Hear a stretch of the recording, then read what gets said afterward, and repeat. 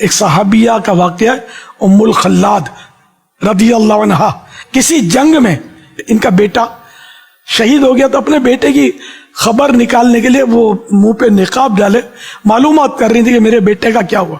تو کسی نے کہا کہ ایسے نازک موقع پر آپ کا بیٹا تو شہید ہو گیا ہے، یا آپ نے ابھی تک پردہ ڈال رکھا ہے.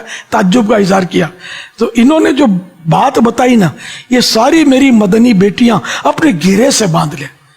وہ فرمانے لگی میں نے بیٹا ضرور کھویا ہے، میرا بیٹا ضرور لوسٹ ہوا ہے، لیکن میں نے حیا نہیں کھوئی، پردہ میرا باقی ہے.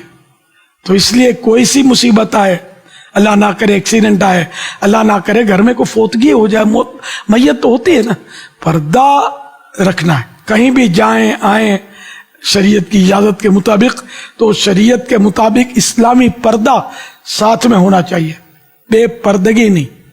بے پردگی پتہ ہے یہ گناہ ہے، ہاں حرام اور جہنم میں لے جانے والا کام ہے. تو سب کو پردہ کرنا ہے انشاءاللہ. صلو علی الحبیب صلی اللہ علی محمد.